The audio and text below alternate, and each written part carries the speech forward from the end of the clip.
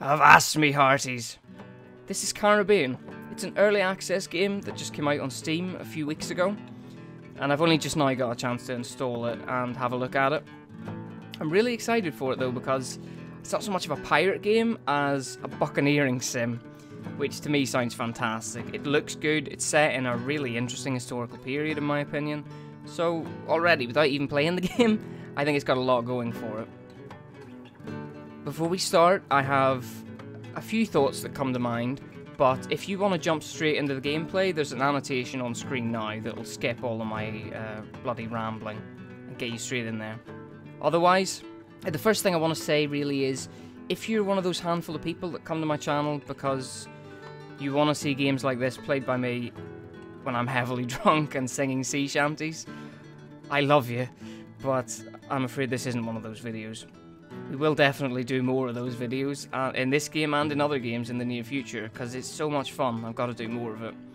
But in this instance, the idea behind this video really is that the devs have come out, it's Snowbird Studios, they've sort of come out and said that they want feedback and they want suggestions from the people that are playing it in its early access state.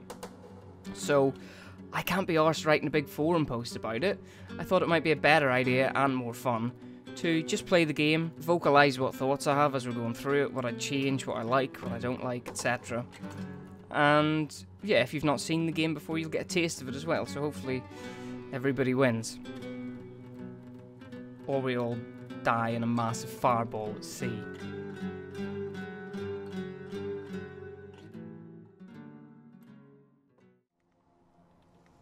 Welcome to the overworld map. Now, if you've ever played a Mount & Blade game before, this should look instantly familiar to you. This game is very heavily built upon Mount & Blade's engine, so it shares a lot of the same mechanics. Even quite a few of the art assets are shared as well, I think. But as you'd expect from a paid release, it does also have a lot of its own new art assets too, which is great. If you've never played a Mount & Blade game, it's a difficult sort of thing to describe to somebody that hasn't seen it. And this sounds really hipsterish, but it's one of those genre-defying type titles that combines so many different elements from different genres. It has strategy elements like RTS as well as campaign strategy, and RPG elements too, in terms of sort of action RPG and more traditional character leveling and things like that. And it all comes together to form like a build-your-own-adventure game, that sort of open-world environment where you can do pretty much whatever you want. You can trade, you can fight, you can drink, you can whore. Not so much of the last two, but I have a good imagination. As you can see from the map, this is where all of the game's strategic decisions take place. But, as the game's name suggests, we are in the Caribbean. So we have South America here, Dutch Antilles, Barbados, Martinique, Guadeloupe, Virgin Islands, whatever the fuck this place is, Hispaniola, there's Jamaica, Cuba. We have the Panama Isthmus, and Central America, and Florida too. They're all here. Look at all these riches. There's the Bahamas too. There's fruit and syphilis for every man in this new world. One of the main things that strikes me about this game though is it's set, if you look at the date even here, it's set during the Golden Age of Piracy, but it's set near the beginning of the Golden Age of Piracy, in this sort of buccaneering age, where not a lot of games and other media have concentrated, so there's a real potential to explore something new, I think. Now, although I do want to talk a bit more about this game's setting and why I think it's really compelling from a historical perspective, I'd love to get you guys a taste of the tactical gameplay, which is where the real fun of this comes in. So, we'll wrap up this first look at the overworld map, or the strategic map, just by saying that there's four main factions in play here. We have the French, the Spanish, the English, and the Dutch. Oh, I'm just noticing as well we have these purple guys. I think that's probably, is this like the pirate faction? Brethren of the Coast? Brotherhood of the Coast, yeah. You also have these groups of bandits and ne'er-do-wells kind of roaming around on these islands and stuff. This is a time of great upheaval, really, and it's well reflected in the game. I don't know if they've gone so far as to have like freed slaves and maroons and things like that, but the turmoil of the time period is quite well reflected. Speaking of bandits though, this is where my character is at the minute. We're in Florida somewhere, and there's a group, as you can see, of corsairs who are chasing me down. They want to drag me into a land battle. and steal all my valuables. And we're not going to let that happen. But before we teach these bastards a lesson, the last thing I'm going to say about it is, I have played this for a few hours, so this character as is not the way you start the game. This is when you've had time to build up some resources and some equipment. I think it's better that way though, because it gives you a taste of what the game has to offer when you've been playing it for a little while. So without further ado, French Renegade. Your situation is hopeless. Surrender now if you wish to live. Well, sir, I put your question to the 2 field guns that I've been lugging around with me for months in this horrible place, and they only had one thing to say in reply. No.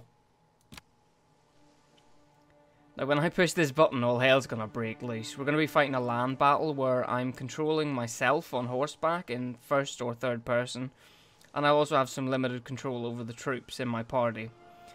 And we're fairly evenly matched, so I'm really relying on the fact that my troops are quite well trained, and hopefully our 2 cannon will make a big difference in the battle. Hopefully they get a few very good shots off early on, because otherwise it's going to be very close fought.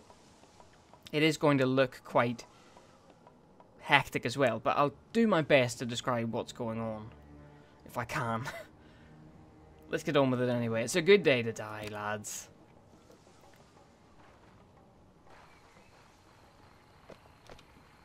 Okay, so we'll tell everybody to hold position, and hopefully, yeah, our musketeers should form 2 ranks at the front. The infantry and pikemen that I have will go to the back. If this was more of a melee type battle, I'd get the pikemen to be in front. But as it is, I think our best bet is to have our musketeers lined up like this. They're on fire at will mode too, and I'll explain why later. I don't see our enemy yet, but I know they're coming, and our gunner seems to have spotted them, and they're firing. That looks like grape shot. A bit optimistic to be firing from there, but I'm not going to question them. They're doing me a great service at the minute. Any way they can thin out the ranks of these guys, the better, because from the look of them, they have a decent... Oh shit, I didn't mean to fire that. They have a decent amount of prowess when it comes to musketry.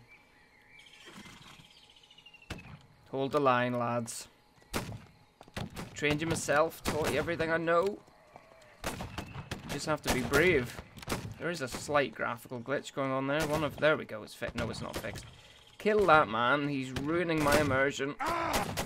Fuck, someone just shot me. Thankfully I'm wearing a cavalry cuirass and a lobster tail helmet, so it'd take a lot more than that to bring me down. We will win this day. Hold your positions. Hold.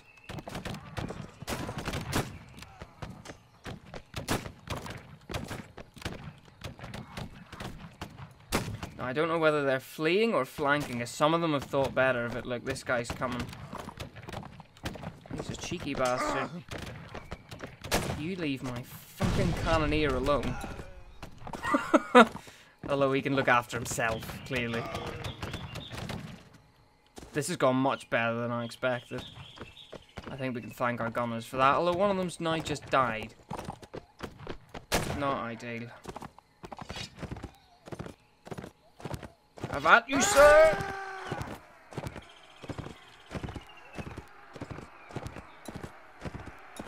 That went very well, all told. I took a bit of damage. Old Betsy here took a bit of damage through shrapnel wounds. But we made it through, and thankfully we can replace our gunner, hopefully in the settlement that we're sat right beside. You did me proud today, lads. Not you, you in white, bandit. You better buck your ideas up, son. Get some fucking shoes as well. You're a disgrace, sir! A disgrace! We only took a wound, that is phenomenal. That is the best possible outcome we could have had out of that. Oh, never mind. They have 4 troops left who think it might be a good idea to charge us again. This one's going to be a little bit easier, which gives me a chance to explain. There's very little feedback on the screen. You can see my HUD, which gives me personal health, the health of my mount, how much ammo I have, things like that, what weapon I have selected. But all of my... I mean, ordinarily you'd have icons for all of these troops, which I've turned off because it's more immersive. If we get into a real brawl, though, it'll be difficult to identify who's who, so you could conceivably end up shooting your own guys. As well as that, you can also have feedback. You can actually have a crosshair on the screen as well, but whoops. Apologies, misfire! I think it's more fun to play without them, it just adds to the experience. I really like the map as well, but I have a feeling that they've only made one sort of enlarged map, so I'd like to see a bit more variety in the future. That's a minor point, though. Ah, here they are. Perhaps, you know what, perhaps I should get off and see if I can show you a little bit of... You can man the cannons yourself. So let's give it a go.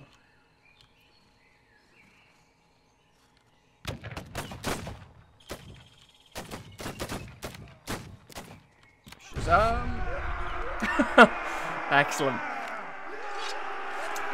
I didn't cheat those in either. You do start with 2 field guns in your inventory at the beginning of the game, which is quite interesting. They're fun to use, though. I can see them being quite good in sort of much bigger battles. Alright, so now that those bastards are all dead, we can move up here to Fort Montfort, where if you were interested in that sort of thing, you could visit the market. You can buy armor and weapons, grenades, that kind of thing. Horses, if you're so inclined. Goods as well, you can. There is a trading system in this. You can, you know, buy low, sell high, greed is good, all that. Wall Street in the Caribbean, if you will. But all I'm really interested in here is, first of all, speak to the garrison commander, see if we can hire... He doesn't have really any good continentals, but colonials, I can have some gunners to make up for that guy who... Actually, no, our gunners are fine, never mind, it never hurts to have more gunners. And I'll show you now one of the biggest draws of the game, which is the fact that they're...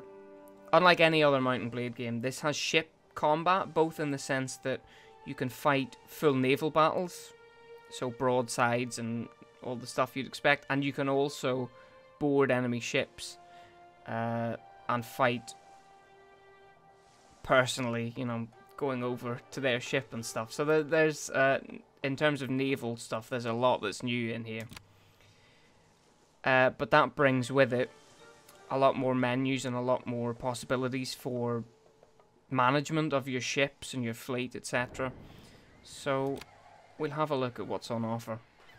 Now, as I said, I do have a slightly more advanced fleet than you should have at this point in time in the game. My flagship is a first-rate ship of the line, which, yeah, it's a big bastard.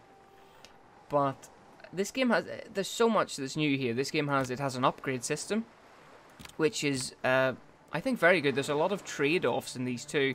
For example, if you buy the infirmary, which I have on this ship because I think it's worthwhile, you benefit in that your crew take less damage from cannon fire, and they also are less likely to die during boarding actions. But the trade-off is that you have capacity for less cargo at sea. So most of them have this sort of risk-reward thing where you'll get something, but you have to give up something in return, as well as it costing money, obviously. You can also, on your ship, you can upgrade your guns or downgrade them if you so wish. I'm not sure, that may give you a speed advantage or maneuverability, but there's a lot of customization there too. You also have to keep an eye on your crew numbers, make sure your crews are well trained. So there's a lot of stuff in here. It's very in-depth. You can also buy boats as well as taking them at sea. Now, there's no real ships that I want here, so we're not going to buy anything. And my fleet's very well maintained, so we don't really need to do any maintenance to it either.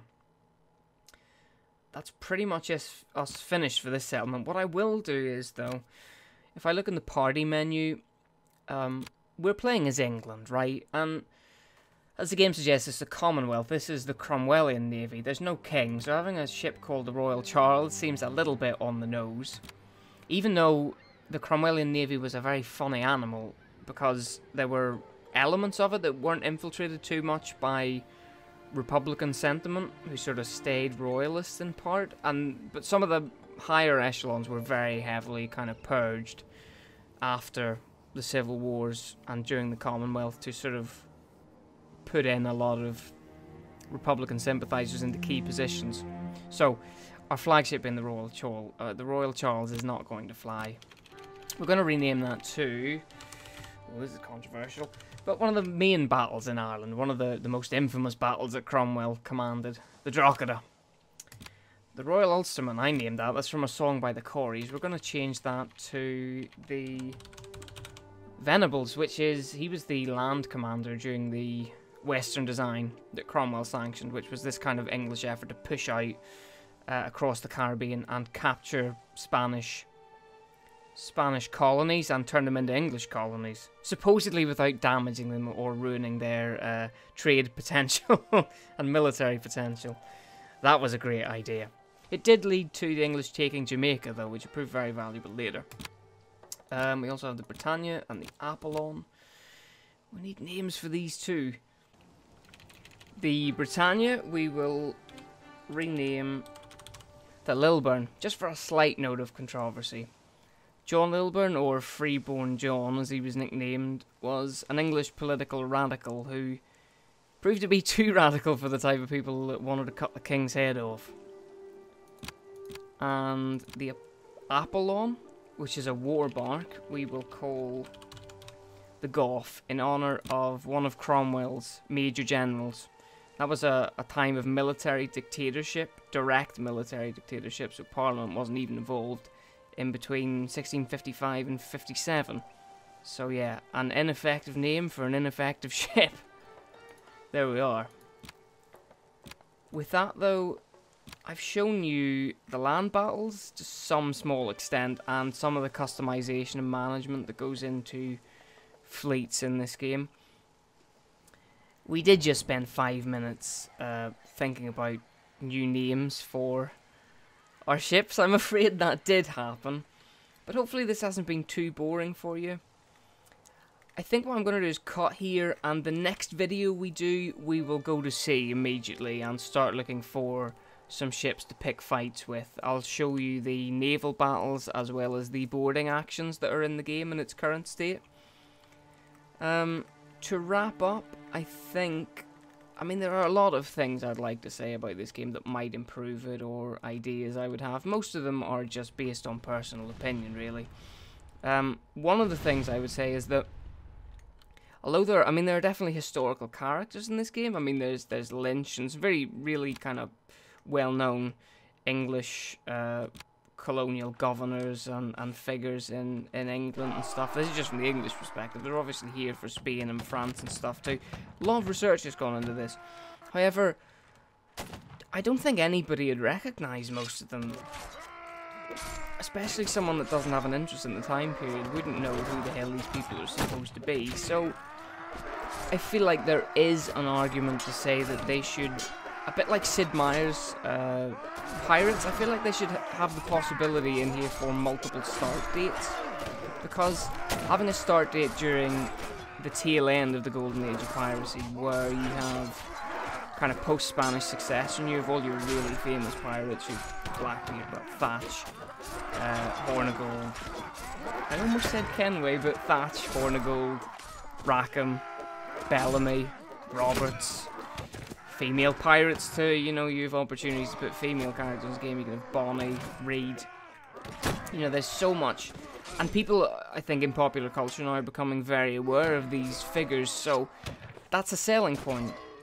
And you really wouldn't have to do much different to make a different start date. All you'd have to do would be put those characters in the game, change some of the names around, and some of the ships look fine, but some of the land uniforms for colonial troops and stuff would have to be a bit updated.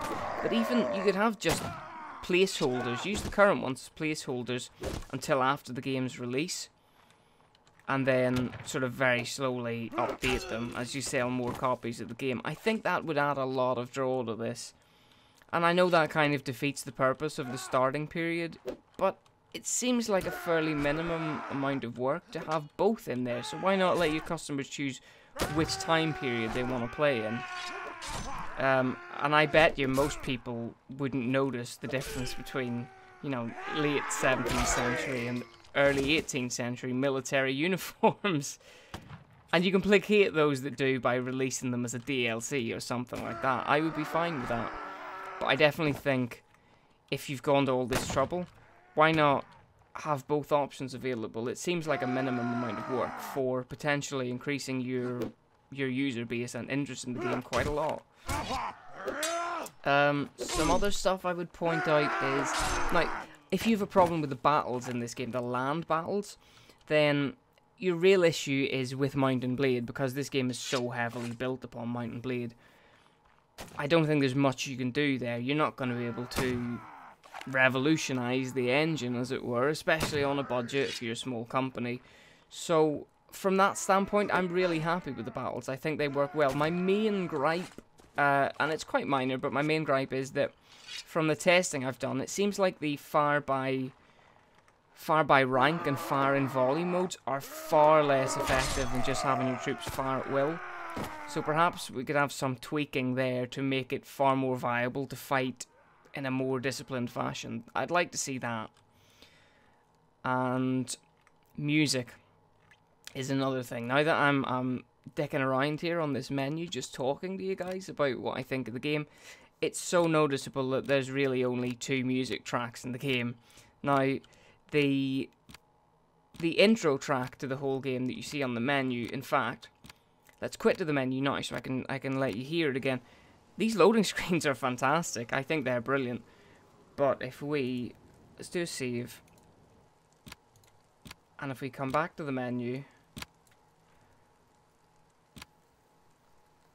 you'll hear the intro music start again, which I think is fantastic. Sounds great. The music in-game is really lacking, in my opinion. It's very boring, very lackluster, very repetitive. The suggestion would just be, do what AC4 did. Take a bunch of public domain sea shanties and put them in your game. Get someone to sing them. Hell, I'll sing them for you. I'll do it for free. That may actually drive sales down, but seriously, call me. No, I think that's a dead easy way to do it, though. Of course they're anachronistic. They were anachronistic when Assassin's Creed 4 did it. But, you know, your game has flintlocks in it and stuff like that. So, it's a good trade-off. Just to spice things up a bit, have more oral appeal. That's oral with an AU, by the way, not the other one. Not the sex one. Wow, this got really rambly towards the end, but I did say I'd give my thoughts on this, and those are some of my thoughts. Now, I'm not done with this by any stretch. When we come back, we'll delve into the naval side of the game. We'll do more land battles. We'll do, I guess, more of a let's play sort of take on the game. I'll just, instead of trying to explain everything as we go, I'll just jump in. We'll play through. For all that I just said, I think this game has a ton of potential. I'm really looking forward to see what they do with it, and even without the things I'm suggesting, I'd be happy to play it. I've already paid money for it, obviously, but I'd be happy to buy it on release if I hadn't. So yeah, some stuff to think about.